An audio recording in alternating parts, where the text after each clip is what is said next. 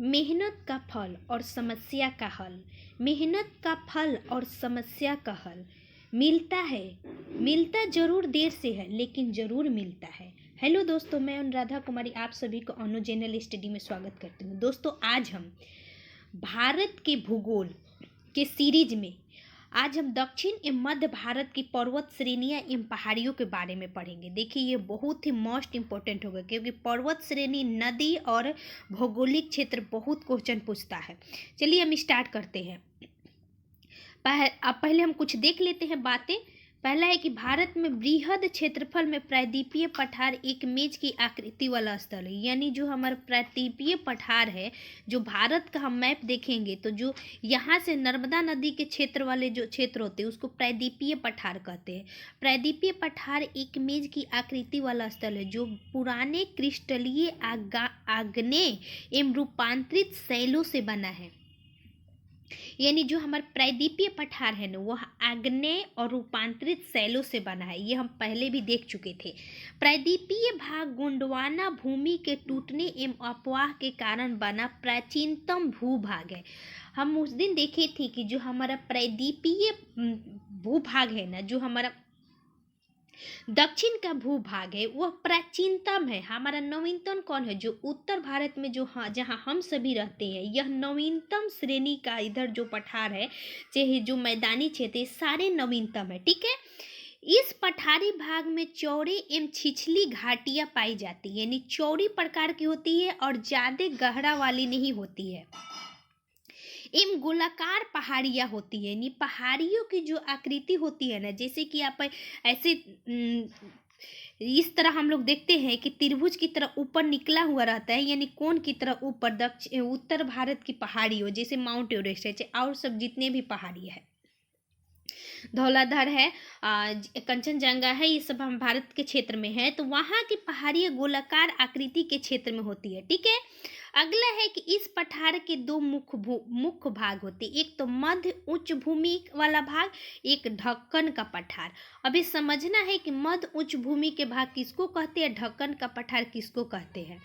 नर्मदा नदी के उत्तर में प्रायद्वीपीय पठार वाले भाग को प्रायद्वीपीय पठार का वह भाग जो मालवा पठार के अधिकतर भागों में फैला हुआ है उसे उच्च भूमि के नाम से जानते हैं। यानी नर्मदा नदी के उत्तर में प्रायद्वीपीय पठार का वह भाग जो मालवा पठार के अधिकतर भागों में फैला है उसे उच्च भूमि का भाग कहते हैं। आप यहाँ मैप देखिएगा तो जो हमारा नर्मदा नदी होती है, ये यहाँ से सतपुरा पहाड़ी के बीचों बीच निकलती है, उसके नीचे से। यानी इसके ऊपर वाले क्षेत्र, जो ऊपर वाले क्षेत्र ना, जैसे कि इधर वाले जो क्षेत्र होते हैं, इधर विंध्य क्रम कि हमारा पहाड़ पाए जाते हैं, इधर जो होती है ना हमारा उच्च श्रेणी के पठार पाई जाती है। ठीक है। यानी नर्मदा नदी के ऊपर वाले जो हमारा पहाड़ है वो उच्च श्रेणी का है।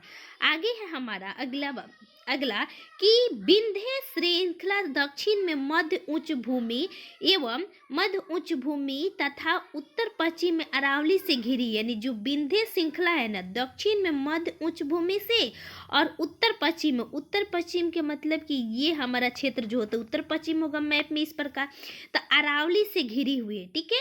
अरावली श्रेणी गुजरात के पालनपुर से लेकर मोस्ट इंपोर्टेंट अरावली के पूछता है कि अरावली किन किन राज्यों में फैला हुआ है। सबसे पहले तो गुजरात, हम लोग एक ही जानते हैं राजस्थान, नॉर्मली पढ़ता है लोग तो, लेकिन नहीं, गुजरात है, राजस्थान है, इसके अलावा हमारा हरियाणा है और साथ में दिल्ली, जो हमारा दिल्ली का रायसीना जो हमारा स्थित है ना, रायसीना की पहाड़ी जिस पर राष्ट्रपति भवन स्थित है, वो हमारा अरावली पर्वत श्रेणी का ही भाग है, VVI। यानी अरावली पर्वत श्रेणी का ही भाग कौन सा है हमारा, रायसीना की पहाड़ी। ठीक है। ये बोल रहे हैं कि राजस्थान हरियाणा से होकर दिल्ली तक ले फैला 800 किलोमीटर लंबाई में फैली है। ठीक है। इसका निर्माण प्री कैम्ब्रियन काल में हुआ है, जो 600 से लेकर 570 मिलियन वर्ष पहले का काल होता है। ठीक है, भारत ही नहीं बल्कि विश्व की सबसे प्राचीनतम पर्वत श्रेणियां में से एक है।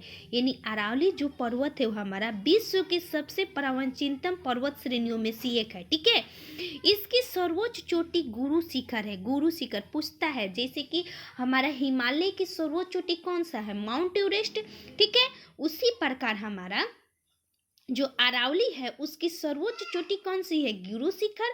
ठीक है, उसके बाद आप पढ़िएगा कि जो हमारा सतपुरा वाला श्रेणी है इसमें पढ़िएगा तो इसमें आपका आ जाएगा धूपगढ़ी आ जाएगा। ठीक है, तो ये आप याद रखिएगा, सर्वोच्च चोटी कौन सा है, गुरु शिखर, जिसकी ऊंचाई है 1722 मीटर। ठीक है, अरावली अवशिष्ट पर्वत यानी रेसिड्यूअल माउंटेन है का उदाहरण। यानी अवशिष्ट का मतलब देखिए यहाँ बताया है, अवशिष्ट पर्वत उन पर्वतों को कहा जाता है जो प्रारंभिक पर्वत अपरदन की शक्तियों द्वारा अपरदित होकर नीचे हो जाते हैं, उनका अवशिष्ट एवं शेष अवरोधक भाग दृष्टिगोचर होता है।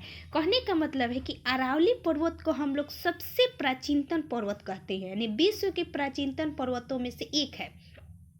लेकिन भारत की सबसे प्राचीनतम पर्वत है, ये बोल रहा है कि इसका जो निर्माण हुआ है ना, इसका जो अभी वर्तमान स्वरूप है जिसको हम लोग दृष्टिगोचर कहते हैं, जिसको हम लोग देखते हैं, वो उसका क्या हुआ कि अपरदन मतलब कि टूट फूट से, यानी उसमें से कुछ पर्वतों का क्या हो गया है, टूट गया है ऊपरी हिस्सा का, तो जिसकी उसकी ऊंचाई नीचे हो गई यानी कम हो गई है। ठीक है, कम हो गई जिसको हम लोग देखते हैं वही बात बोल रहा है। चूंकि इसका निर्माण अन्य प्रकार के पर्वतों पर अत्यधिक अपरदन से होने से होता है, अतः इसे घर्षित या अवशिष्ट पर्वत भी कहते हैं, क्योंकि ये बोल रहा है कि इनका निर्माण अन्य प्रकार के पर्वतों पर अत्यधिक अपरदन से होता है। ठीक है, इसलिए यानी अपरदन टूट फूट से, ठीक है, इसीलिए इसको अवशिष्ट पर्वत कहते हैं। उदाहरण के लिए जैसे कि हमारा विंध्याचल वाला जो पर्वत है, अरावली की पर्वत है, सतपुरा की पर्वत है, ये सभी अवशिष्ट पर्वत है। कौन कौन सा, देखिए ये आपका मध्य भारत में आएगा, विंध्याचल भी आ जाएगा, मध्य भारत में आ जाता है, सतपुरा भी मध्य भारत में आ जाता है, अरावली आपका एक तो याद ही रखना है कि जो पश्चिम के क्षेत्र में पाया जाता है राजस्थान में। अब इसको हम लोग देख लेते हैं मैप में कि कौन कौन सी पहाड़ कहाँ से स्थित है। देखिए हमने पढ़ा था कि अरावली गुजरात के पालमपुर से लेकर राजस्थान होते हुए हरियाणा के क्षेत्र से होकर दिल्ली के रायसीना तक ले फैली है। ठीक है, उसके बाद हम लोग ये हिमालय का पढ़ लिए थे, हिमालय श्रृंखला यहाँ से यहाँ तक। यहाँ पे अरुणाचल प्रदेश में है डाफला मिरी, इसमें 5 है, आप याद रखिए, डाफला मिरी अबोर मिसमी, डाफला मिरी अबोर और मिसमी पहाड़ी है। कौन सा है, 4 गो इसमें पहाड़ी है। ठीक है, इसके बाद नागालैंड यहाँ पे आपको पाया जाएगा दोस्तों, जहाँ पे नागा हिल्स है। ठीक है, मिजोरम में मिजो हिल्स है। ठीक है, अब मेघालय में गारो खासी जयंतिया पहाड़ी है, आप कहीं नोट कर ले कि मेघालय में गारो खासी जयंतिया, नागालैंड में नागा पहाड़िया, मिजोरम में मिजो की पहाड़ी है जो हिमालय का ही भाग है। ठीक है, आगे आइएगा तो ये जो हमारा विंध्य पर्वत है, विंध्य पर्वत जो हमने देखा कि विंध्य, सतपुरा, अरावली क्या है, अवशिष्ट पर्वत का उदाहरण है। कैमूर पहाड़ी जो हमारा कैमूर पहाड़ी के ही क्षेत्र में हम लोग का थोड़ा सा आ जाता है, बिहार का, झारखंड में भी आता है। हजारीबाग पठार, हजारीबाग कहाँ स्थित है, झारखंड में स्थित है। उसके बाद दोस्तों मांडो श्रेणी हमारा महाराष्ट्र और गुजरात, थोड़ी सी हमारा राजस्थान में पड़ता है। उसके बाद सतपुरा पर्वत श्रृंखला, गढ़जात पहाड़िया दोस्तों ओडिशा में है, भी है, याद रखिएगा, किसी को याद ही नहीं रहता गढ़जात की पहाड़िया कहाँ है, ओडिशा में। ठीक है, उसके बाद अजंता, ये इससे क्वेश्चन एक ही बनता है कि कौन सी पहाड़ी केवल एक ही राज्य में स्थित है, तो अजंता की पहाड़ी। ठीक है, इसके बाद आता है दोस्तों सतमाला, एक तो हमारा है सतपुरा और एक हमारा सतमाला। तो सतमाला पूछे तो हमारा हो जाता है, कहाँ पे हो जाता है, महाराष्ट्र में। उसके बाद हरिश्चंद्र श्रृंखला भी महाराष्ट्र में। अजंता, सतमाला, हरिश्चंद्रन कहाँ स्थित है, महाराष्ट्र में है। बालाघाट दोस्तों ये थोड़ी सी महाराष्ट्र में पड़ती है और कर्नाटक में पड़ती है।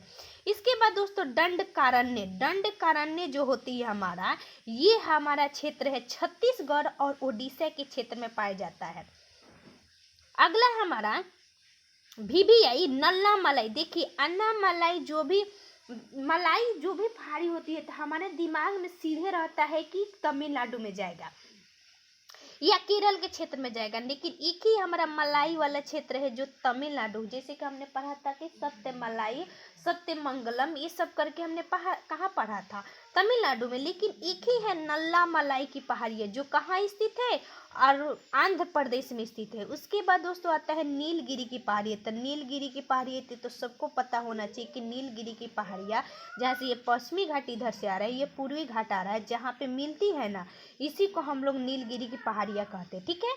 जावदी की पहाड़ियाँ दोस्तों ये हमारा तमिलनाडु में स्थित है। अन्नामलाई की पहाड़ियाँ तमिलनाडु केरल के श्रेणी में स्थित है। शिवराय की पहाड़ियाँ हमारे केवल तमिलनाडु में स्थित है। वही कार्डमम की पहाड़ियाँ कहे दोस्तों, तो ये हमारे तमिलनाडु के क्षेत्र में पड़ता है।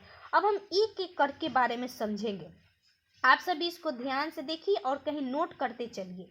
सतपुरा श्रेणी, सतपुरा श्रेणी हमारा ढक्कन का पठार का भाग है। ठीक है, यानी जो हम लोग सतपुरा श्रेणी यहाँ पढ़े थे, मध्य उच्च भूमि, हम लोग यहीं पर पढ़े थे ना कि नर्मदा के ऊपर वाले जो क्षेत्र होती है उसके उच्च श्रेणी वाला पर्वत कहते हैं। ठीक है, तो ये हमारा जो सतपुरा श्रेणी है ढक्कन का पठार का ही भाग है। इसका विस्तार मध्य प्रदेश या महाराष्ट्र राज्यों में हुआ है। ठीक है, इन श्रेणी के उत्तरी भाग पर नर्मदा नदी और दक्षिणी भाग पर ताप्ती नदी है।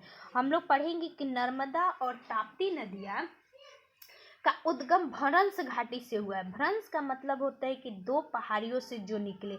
यहाँ पे आप देखिएगा तो हमारा जो सतपुरा पहाड़ियाँ है ना, सतपुरा की सतपुरा पर्वतमाला, इसमें सतपुरा और विंध्य श्रेणी से हमारा निकलता है कौन सा, नर्मदा नदी। ठीक है, सतपुरा और विंध्य श्रेणी से नर्मदा नदी निकलता है। ठीक है, मोस्ट इम्पोर्टेंट, बहुत पूछता है। उसके बाद आता है दोस्तों हमारा सतपुरा श्रेणी इन दोनों नदियों के मध्य स्थित है। ठीक है, सतपुरा श्रेणी इन दोनों नदियों के मध्य स्थित है। अजंता श्रेणी महाराष्ट्र राज्य के औरंगाबाद में जिला है। एकमात्र राज्य में अजंता फैला है। धूपगढ़ी चोटी सतपुरा श्रेणी की सबसे ऊंची चोटी है। यह पंचमढ़ी में है। देखिए, पंचमढ़ी एक पंचगढ़ी, एगो पंचमढ़ी होती है, एगो पंचगनी होती है। तो वो गनी पूछे दोस्तों, पंचगनी, तो वो आपका हो जाएगा महाराष्ट्र में, या पंचमढ़ी पूछे तो एमपी में हो जाएगा। ठीक है, याद रखिएगा। तो यही बोल रहा है कि जो सतपुरा श्रेणी की सबसे ऊंची चोटी जो धूपगढ़ी है, धूपगढ़ी है, इसका 1350 मीटर होता है ऊंचाई। ठीक है, कितना, 1350 मीटर, याद रखिएगा। पश्चिमी घाट को सह्याद्री के नाम से जाना जाता है। इसका विस्तार पश्चिमी तट पर गुजरात से लेकर तमिलनाडु तक 1600 किलोमीटर होता है। यानी जो हमारा पश्चिमी ये घाट होती है, यहाँ गुजरात से ऐसे मैप जब आती है तो ये पश्चिमी घाट होती है, इसको हम लोग सह्याद्री के नाम से भी जानते हैं। ठीक है, इस सह्याद्री टोटल ये गुजरात से शुरुआत होती है और लेकर आती है कहाँ तक, तमिलनाडु तक। यहाँ पे केरल है, यहाँ से तमिलनाडु का क्षेत्र पड़ता है। तो ये हमारा जो हमने कल ही पढ़ा था कि कितने राज्यों में स्थित है, 6 राज्यों में स्थित है। ठीक है, जिसकी टोटल लंबाई हमारा 1600 किलोमीटर है। ठीक है, पश्चिमी घाट की औसत ऊंचाई लगभग 1200 मीटर है। पश्चिमी घाट की लगभग औसत ऊंचाई 1200 मीटर है। केरल में इसे सभ्य पर्वतम के नाम से जानते हैं। किसको, हम लोग सह्याद्री को सभ्य पर्वतम के नाम से जानते हैं। ये देखिए क्वेश्चन नया मिला कि हम लोग पढ़ते हैं पश्चिमी घाट को सह्याद्री, लेकिन इसका नाम है सभ्य पर्वतम, जहाँ के केरल में कहा जाता है। पश्चिमी घाट सबसे ऊंची चोटी केरल में स्थित अनाईमुडी है। अब यह समझने वाली है। क्वेश्चन पूछता है कि विश्व की सबसे ऊंची पर्वत श्रृंखला कौन सी है, सबसे लंबी पर्वत श्रृंखला कौन सी है, तो एंडीज। ठीक है, एंडीज। ऊंची चोटी कौन सी है, तब विश्व की सबसे ऊंची चोटी कौन सी होती है, माउंट एवरेस्ट। उसी प्रकार पूछता है कि भारत की सबसे ऊंची चोटी कौन सी है, तो उत्तर भारत की पूछे दोस्तों तो केटू होता है। ठीक है, उत्तर भारत की। अब भारत में हिमालय की सबसे ऊंची चोटी कौन सी है, तो कंचनजंगा। ठीक है, इसी प्रकार पूछता है कि दक्षिण भारत की सबसे ऊंची चोटी कौन सी है, तो याद रखिएगा अनाईमुडी चोटी। भी आई, हम लोग सीधे क्या मार देते हैं, डोडा बेटा, क्योंकि देखने में डोडा बेटा बहुत इजी लगता है। तो दक्षिण भारत की पूछे तो अनाईमुडी, दूसरे स्थान पर होता है हमारा डोडा बेटा। ठीक है, जिसकी टोटल ऊंचाई होती है 2695 मीटर, 2695। वहीं आप पढ़िएगा नीलगिरी की सबसे ऊंची चोटी, तो हमारा आ जाएगा कौन सा, अनाईमुडी चोटी। ठीक है, अन्नामलाई पहाड़ी की सबसे ऊंची चोटी अनाईमुडी होती है, और नीलगिरी की डोडा बेटा। दक्षिणी क्षेत्र उत्तरी क्षेत्र की अपेक्षा अधिक ऊंचा है, यानी पश्चिमी घाट है जिसका दक्षिणी क्षेत्र जो होती है उत्तरी क्षेत्र की अपेक्षा अधिक ऊंचा है। समझ रहे हैं, मतलब ये हमारा उत्तरी क्षेत्र ऐसे आता है रहती, यहाँ ऊंचाई दक्षिणी क्षेत्र उत्तरी क्षेत्र से ज़्यादा है।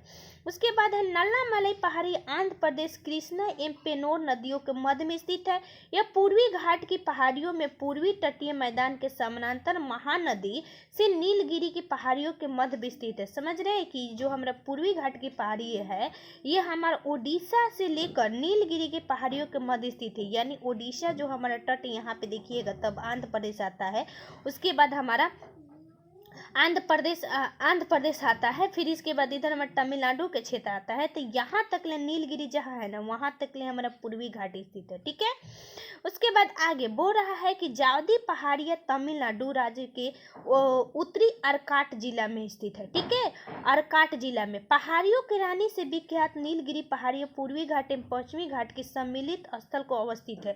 एक क्वेश्चन एक और बना कि पहाड़ियों की रानी किसको कहते हैं, तो नीलगिरी पहाड़ी को। ठीक है, जहाँ पे पूर्वी घाट एवं पश्चिमी घाट दोनों मिलती है तो उसको हम लोग कहते हैं नीलगिरी की पहाड़ी। ठीक है, डोडा बेटा 2637, अभी हम वहाँ पे पढ़ा था 2695 कौन सा, अनाईमोडी, और 2637 कौन सा है, नीलगिरी की पहाड़ी है जो डोडा बेटा जो नीलगिरी की सबसे ऊंची चोटी है। ठीक है, याद रखिएगा। दक्षिण भारत की प्रसिद्ध टोडा, यानी टोडा जो तमिलनाडु में निवास करती है, टोडा जो तमिलनाडु में निवास करती है, यह दोस्तों नीलगिरी पहाड़ियों में ही पाई जाती है। ठीक है, उसके बाद अन्नामलाई की पहाड़ी केरल एवं तमिलनाडु राज्य के सीमा पर अवस्थित है। क्या है, समझ रहे हैं कि अन्नामलाई की पहाड़ी, नल्लामलाई पूछे तो हमारा आंध्र प्रदेश में, अन्नामलाई पूछे तो हमारा क्या हो जाएगा, केरल और तमिलनाडु। ठीक है, इसकी सर्वोच्च चोटी हमारा क्या होती है, अनाईमुडी होती है। ठीक है, याद रखिएगा, सर्वोच्च चोटी अनाईमुडी।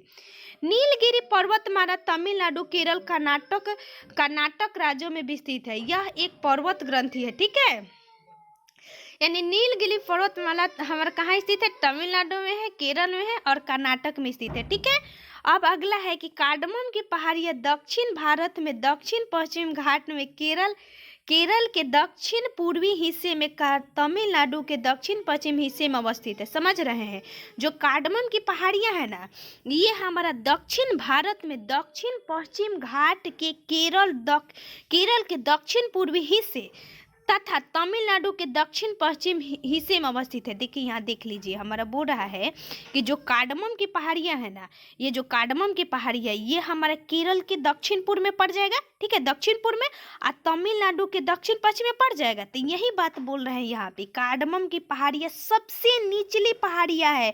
ये भी क्वेश्चन पूछता है कि दक्षिण भारत की सबसे निचली पहाड़ियाँ कौन सी है, तो कार्डमम की पहाड़ियाँ। ठीक है, चलिए आगे, अगला है हमारा कि कार्डमम की पहाड़ियाँ देख लिए। अब दक्षिण पूर्व इन पहाड़ियों पर इलायची की खेती व्यापक होती है। ठीक है, क्या होती है, इलायची की खेती। तो कार्डमम की पहाड़ियों को इलायची की पहाड़ियाँ भी कहा जाता है। ठीक है, सेवराय की पहाड़ियाँ तमिलनाडु के सलेम कस्बे में अवस्थित है। सेवराय कहाँ स्थित है, सलेम में। आप देख लीजिए एक बार मैप में, आप एक बार हमें समझा देंगे इसमें पूछता क्या है दक्षिण भारत में। सबसे पहले तो पूछता है दोस्तों कि जो हमारा दक्षिण भारत की सबसे ऊंची चोटी कौन सी है, तो याद रखिएगा नल्लामलाई पहाड़ियाँ की ऊंची चोटी क्या नाम है, अन्नामलाई पहाड़ियाँ की ऊंची चोटी अनाईमुडी। क्या नाम है, अनाईमुडी। ठीक है, जिसको 2695 मीटर। पूछे दक्षिण भारत की दूसरी ऊंची चोटी कौन सी है, तो डोडा बेटा कौन सा है, नीलगिरी का। फिर पूछता है कि दक्षिण भारत की सबसे निचली पहाड़ी कौन सी है, तो कार्डमम की पहाड़ी है। ठीक है, और कार्डमम की पहाड़ी कहाँ पाई जाती है, तमिलनाडु और केरल के सीमा पर। वहीं सेवराय की पहाड़ी, यहाँ देखिए सेवराय की पहाड़ियाँ कहाँ पाई जाती है, तो केवल तमिलनाडु में। ठीक है, याद रखिएगा कहाँ पाई जाती है, तमिलनाडु में। थोड़ा सा ये कठिन चैप्टर होता है लेकिन इसको 1 से 2 बार पढ़िए, हम एकदम यकीन कह रहे हैं कि इस प्रकार समस्या आपको पूरी तरह से याद हो जाएगा। राज्य की सीमा अवस्थित है कहाँ से, तमिलनाडु एवं केरल में। अन्नामलाई वाला हम देख लिए थे। आगे है हमारा सेवराय भी देख लिए। लगभग 50 वर्ग किलोमीटर क्षेत्रफल पर विस्तृत ये पहाड़ी पूर्वी घाट का हिस्सा है। तमिलनाडु का प्रसिद्ध हिल स्टेशन यारकौंड इन्हीं पहाड़ियों पर अवस्थित है। किस पर? सेवराय की पहाड़ियों पर। यानी तमिलनाडु के यारकौंड जो हमारा हिल है वह सेवराय की पहाड़ियों पर ही स्थित है। इसीलिए ना लोग कहता है कि घूमने जाना है तो जाइए तमिलनाडु में, बहुत अच्छा जगह है। ठीक है, महादेव की पहाड़ियाँ सतपुरा श्रेणी का ही भाग है जो मध्य प्रदेश राज्य में स्थित है। कैमूर की पहाड़ियाँ मध्य प्रदेश में अवस्थित है। गढ़जात की पहाड़ियाँ उड़ीसा राज्य में स्थित है जो गोंड जनजाति निवास करती है। अब समझिए, एक जनजाति हम लोगों ने क्या पढ़ा था, नीलगिरी में कौन सी जनजाति? नीलगिरी की पहाड़ियों में टोडा जनजाति, जो कहाँ पाई जाती है? तमिलनाडु में। वहीं अब उड़ीसा में देखिए, त से तमिलनाडु, त से टोडा, ग से गढ़जोत आ ग से गोंड। ठीक है, तो गढ़जात की पहाड़िया में गोंड आ तमिलनाडु में टोडा, ठीक है, जो कि ओडिशा में पाई जाती है। ठीक है, याद कर लीजिएगा, अपने दिमाग में बैठा लीजिएगा। आगे है बालाघाट श्रेणी, हरिश्चंद्र श्रेणी, सतमाला श्रेणी महाराष्ट्र राज्य में। हमने बताया था ना कि बालाघाट, हरिश्चंद्र, सतमाला, इसके अलावा अजंता। अब देखिए यहाँ दे रहा है कि अजंता श्रेणी का विस्तार केवल महाराष्ट्र राज्य में ही स्थित है। रामगिरी की पहाड़ियाँ रामगिरी की पहाड़ियाँ आंध्र प्रदेश के चित्तूर जिले में है। यह पूर्वी घाट एवं महेंद्र पर्वत का हिस्सा है। ठीक है, मैकाल श्रेणी सतपुरा श्रेणी एवं पूर्वी भाग है, यह छत्तीसगढ़ में स्थित है। यानी मैकाल कहाँ स्थित है दोस्त? छत्तीसगढ़ में। अब चलिए, अब इससे जो भी क्वेश्चन बनते हैं हम इसको बारी बारी से देख लेते हैं। सबसे पहला, निम्नलिखित में से सबसे प्राचीन पर्वत श्रृंखला कौन सी है? तभी हमने क्या पढ़ा था, सबसे प्राचीन, जिसका किससे निर्माण हुआ है? अपरदन के कारण क्या हो रहा है? टूट फूट के कारण, जिसको हम लोग अभी दृष्टिगोचर करते हैं, देखते हैं, यह वर्तमान स्वरूप है जो अपरदन के कारण बना है, अरावली। अगला है हमारा कि भारत के निम्नलिखित पर्वत श्रेणियों में कौन सबसे पुरानी है? तो ये भी अरावली ही होगा। क्वेश्चन नंबर 3 है कि अधोलिखित में कौन सी पर्वत श्रृंखला भारत की प्राचीनतम है? अधोलिखित का मतलब क्या समझते हैं? जो ये 5 दिया गया ना, इसी में तो कौन सा है? अरावली। ठीक है, अरावली श्रेणियाँ किस राज्य में स्थित है? तो एक एक करके दिया है तो आपको देना पड़ेगा क्या? राजस्थान। ऐसे और कोनो इसमें सुटेबल नहीं है। भारत का प्राचीनतम पर्वत श्रेणी कौन सा है? अरावली।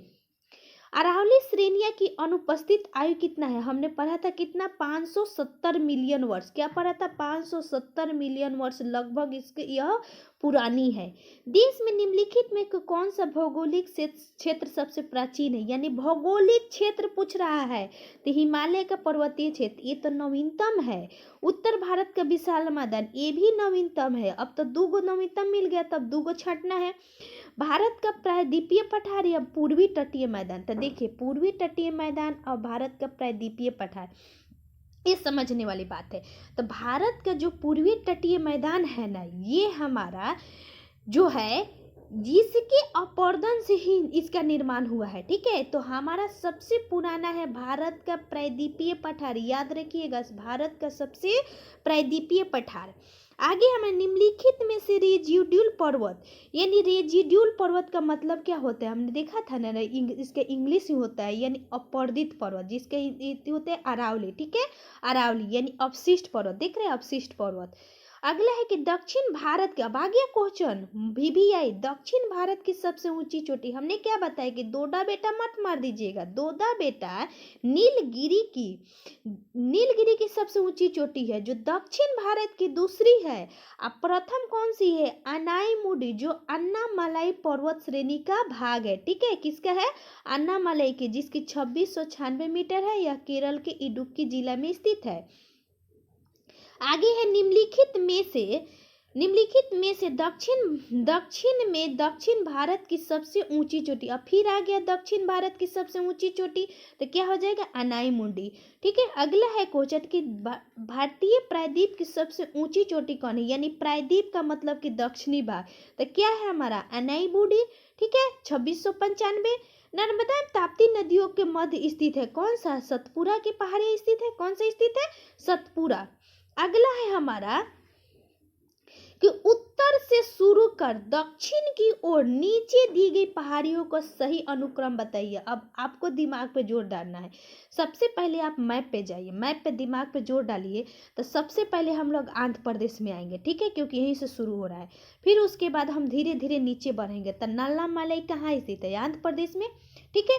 तो सबसे पहले नल्ला मलाई होगा, क्योंकि ये उत्तर से दक्षिण यानी ऊपर से नीचे आना है। तो सबसे पहले तो नल्ला मलाई। अब ऑप्शन में देखिए कि नल्ला मलाई किस में है, केवल सी, ए और सी में है। तो यही दो होगा, क्योंकि ये अन्नामलाई तो सबसे नीचे था। ऑप्शन ऐसे ही कट गया। आगे आप पढ़िएगा तो नीलगिरी की पहाड़ियाँ, फिर जावदी की पहाड़ियाँ, फिर अन्नामलाई की पहाड़ियाँ। आप दिमाग लगाइए, दूसरा का ना नीचे कौन था? अन्नामलाई की तो नीचे था। हमारा मैप में हम देखे थे कि यहाँ हमारा यहाँ पे था हमारा, रेड कलर ले लेते हैं। यहाँ पे हमारा क्या था, इसे हम जब मैप बनाए थे तो यहाँ पे तो हमारा आंध्र प्रदेश में नल्ला मलाई था। फिर नीचे बढ़े तो यहाँ पे हमारा नीलगिरी था, क्योंकि दोनों का मिलन स्थान था नीलगिरी। फिर नीचे बढ़े तो हमारा क्या था, यहाँ जावदी की था। और फिर इधर ना हमारा अन्नामलाई था नीचे, इसके नीचे कार्डमम था। तो हमारा हो जाएगा सबसे पहले नल्ला मलाई, फिर नीलगिरी, फिर जावदी, तब अन्नामलाई। ऑप्शन नंबर क्या हो जाएगा? कहा है मेरा? ऑप्शन नंबर सी, ठीक है। देखिए कहा नल्लामलाई, जावदी, नीलगिरी और अन्नामलाई, ठीक है। चलिए हम इसको आपको मैप पे दिखा देते हैं। मैप पे देखिएगा तो आपके दिमाग में बैठ जाएगा। मैप हमने 2-3 बार देखा, इसका अध्ययन किया था मैप में। मैप हमारे यहाँ है, देखिए सबसे पहले नल्लामलाई कहाँ स्थित है? नल्लामलाई यहाँ है। फिर नीलगिरी और जावदी की पहाड़ी थोड़ी सी ऊपर चली गई है, फिर अन्नामलाई की पहाड़ी, तब कार्डमम है। यानी सबसे पहले नल्लामलाई, तब जावदी, तब नीलगिरी, तब हमारा का अन्नामलाई, ठीक है। तो इसलिए आपको याद होगा। सभी इसको ध्यान से देखिए और ध्यान से बनाते चलिए, ठीक है। अगला है कि निम्नलिखित उच्चवाच आकृतियों पर ध्यान दीजिए। देखिए उच्चवाच आकृति का मतलब होता है ना कि इसको सजाना है, ठीक है। उच्चवाच आकृतियों में सजाना है। कैसे? उच्चवाच आकृतियों में पश्चिम से पूर्व की ओर, यानी इस तरह से जाना है, क्योंकि पश्चिम इस दिशा में होता है। तो पश्चिम से पूर्व की ओर सबसे पहले बोर्ड है कि महादेव, फिर मैकाल, फिर छोटा नागपुर और खांसी। आप दिमाग पे लगाइए कि गारो खांसी जयंती कहाँ था? मेघालय में था। तो हम लोग भारत का जब मैप देखते हैं तो मेघालय कहाँ आता है? ये मेरी इधर आता है, यानी सबसे लास्ट में क्या हो जाएगा? खांसी हो जाएगा। तो जिसमें 4 होगा वही होगा, एक ए हो गया, एक ए हो गया। और सबसे पहले उसके बाद आ जाइए, छोटा नागपुर कहाँ पड़ता है? झारखंड में पड़ता है। ये तो महादेव और मैकाल हमारा सीधी सी बात है कि ये हमारा मध्य प्रदेश के क्षेत्र में पड़ेगा, ठीक है। तो यहाँ छोटा नागपुर, यहाँ झारखंड आ जाएगा, ठीक है, याद रखिएगा। तो तब आ जाएगा 3, पहले 4 तब 3। तो 4 3 कौन है? इसी में है, 3 4 इसी से पकड़ में आ गया कि ऑप्शन नंबर ए होगा। देखिए देख लीजिए, बोल रहा है कि महादेव पर्वत श्रृंखली, मैकाल पर्वत श्रृंखली, छोटा नागपुर पर्वत श्रेणी, खासी पहाड़ियाँ, मैकाल एवं महादेव पहाड़ियाँ सतपुरा श्रेणी के पूर्वी विस्तार के रूप में जाना जाता है। इसके पूर्व में छोटा नागपुर श्रेणी है, सबसे पूर्व में खासी है जो कि मेघालय में स्थित है, ठीक है। निम्नलिखित में से किस पहाड़ियों पर पूर्वी घाट पश्चिमी घाट से मिलन है? कहाँ मिलता है? नीलगिरी पर, ठीक है। दोनों कहाँ के मिलता है? नीलगिरी पर, जिसका सबसे ऊंची चोटी कौन सा है? दोदा बेटा। नीलगिरी पहाड़ियों को ब्लू माउंटेन भी कहा जाता है। देखिए यहाँ भी है क्वेश्चन, ब्लू माउंटेन भी कहा जाता है किसको? नीलगिरी पहाड़ियों को, जिसकी सबसे ऊंचाई 2637 है दोडा बेटा की। जहाँ पूर्वी घाट पश्चिमी घाट मिलते हैं वह निम्नलिखित में से कौन सी पहाड़ी है? तो नीलगिरी, जिसको हम लोग ब्लू माउंटेन भी कहते हैं। निम्नलिखित में से कौन एक कर्नाटक, केरल, तमिलनाडु राज्यों में फैला है? तो कौन फैला है? दिमाग पर देखिए, कर्नाटक, यहाँ पे हमारा दोस्तों है कर्नाटक, ठीक है। यहाँ पे हमारा तमिलनाडु, यहाँ पे है केरल। तो यहाँ ना आके पश्चिमी घाट के पूर्वी घाट का मिलता है, तो ये ना नीलगिरी आएगा। कौन सा आएगा? नीलगिरी 3 राज्यों में स्थित है। कहाँ से? कर्नाटक, तमिलनाडु, केरल में, ठीक है। चलिए आगरा, नीलगिरी पर्वतमाला जिस राज्य में स्थित है वह कहाँ स्थित है? तो नीलगिरी किस राज्य में था हमारा? ऑप्शन में कोई सुटेबल ही नहीं है, तो तमिलनाडु हो जाएगा, ठीक है। अभी तो हमने 3 देख लिया। भारतीय समुद्र शास्त्रियों ने अरब सागर के तट में बंबई से पश्चिम दक्षिण में लगभग 455 किलोमीटर दूर एक नई 505 मीटर ऊंचे पर्वत की खोज की है। इस पर्वत का नाम क्या रखा है? VVI क्वेश्चन, क्योंकि ये क्वेश्चन ना पिछला बार ही जब हम लोग का देखिए इसमें पूछा गया है BPSC में, जब हम सेट मार रहे थे तो इतना ही सेट में आ रहा था क्वेश्चन BPSC के लिए। तो क्योंकि VVI है, क्योंकि ये नया क्वेश्चन है, यानी कह रहा है कि बम्बई में, यानी बम्बई के पश्चिम दक्षिण में 445 किलोमीटर दूर 1555 मीटर ऊंची पहाड़ियों खोजा गया। इसका नाम रमन सागर पर्वत रखा गया। क्या रखा गया? रमन सागर पर्वत। देखिए पढ़िए यहाँ पे कि हिंद महासागर बेसिन में दूसरा, पूर्वी अरब सागर में कन्या, तीसरी मुंबई के 455 किलोमीटर दक्षिण पश्चिम में खोजा गया।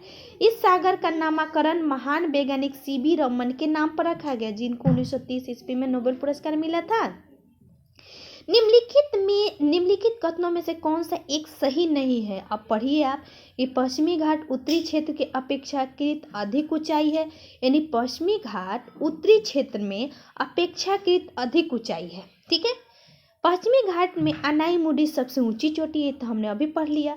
ताप्ती नदी सतपुरा के दक्षिण में स्थित है, ये भी बिल्कुल सही है। नर्मदा नदी ताप्ती नदी और पुरानी रिफ्ट घाटी मानी जाती है, तो देखिए ये भी सही है, लेकिन ये गलत है। क्यों गलत है? क्योंकि हमने पढ़ा कि जो उत्तर वाला क्षेत्र है ना पश्चिमी घाट का, वह दक्षिण वाले क्षेत्र से कम ऊंचाई पर है, लेकिन यहाँ क्या पूछ रहे हैं? अधिक ऊंचाई पर, इसलिए ऑप्शन नंबर ए हो जाएगा। देखिए दोस्तों वीडियो बहुत ज़्यादा लंबी हो जाएगी, तो हम इसको अगले वीडियो में देख लेंगे, क्योंकि अभी लगभग 40 से 50 क्वेश्चन है। अगर आप सभी को अच्छा लगे दोस्तों, प्लीज़ वीडियो को लाइक करिएगा और चैनल को सब्सक्राइब करिएगा, वीडियो को भी शेयर करिएगा। थैंक यू सो मच दोस्तों।